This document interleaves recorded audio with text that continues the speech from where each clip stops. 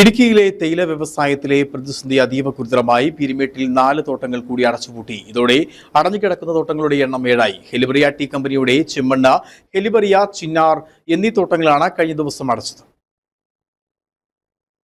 Helibaria tea കമ്പനിയുടെ ചെമ്മണ്ണ, ഹെലിബറിയ, ചിന്നാർ എന്നീ തോട്ടങ്ങളാണ് കഴിഞ്ഞ ദിവസം അടച്ചത്. 500-ലധികം സ്ഥിരം തൊഴിലാളികളും 200ഓളം അതിഥി തൊഴിലാളികളും ഇതോടെ പ്രതിസന്ധിയിലായി. 4 മാസത്തോളമായി തൊഴിലാളികൾക്ക് ശമ്പളം ലഭിച്ചിട്ട് 18 മാസത്തെ ഇവരുടെ പ്രൊവിഡന്റ് ഫണ്ടും മാനേജ്മെന്റ് അടച്ചിട്ടില്ല.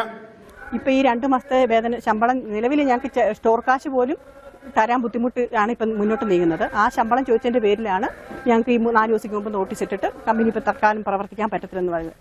ഞങ്ങൾക്കിപ്പോൾ റിട്ടയർമെന്റ് ആയ തൊഴിലാളികൾ 150ഓളം പേരുണ്ട്.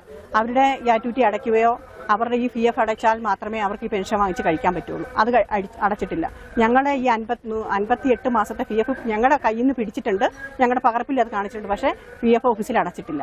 ഞങ്ങളുടെ കുഞ്ഞുങ്ങളുടെ വിവാഹത്തിനോ ഒരു വീടാവശ്യത്തിനോ ഒരു രോഗം വന്നെങ്കിൽ പോലും ഞങ്ങൾ ജോലി ചെയ്ത ഈ PF ന്ന് ഇച്ചിരി പൈസ എടുക്കാൻ പറ്റത്തില്ല. ആ ഒരു അവസ്ഥയിലാണ് ഇപ്പോൾ കമ്പനി മുന്നോട്ട് പോകുന്നത്. ഹെലിബറിയ ഫാക്ടറിയിൽ ഉൽപ്പാദിപ്പിക്കുന്ന ചിന്നാർ എന്ന പേരിൽ വിപണിയിലുള്ള തേയിലയിൽ ഗുണനിലവാരം കുറഞ്ഞ തേയിലപ്പൊടി തോട്ട ഉടമകൾ കലർത്തുന്നതായാണ് തൊഴിലാളികളുടെ ആരോപണം.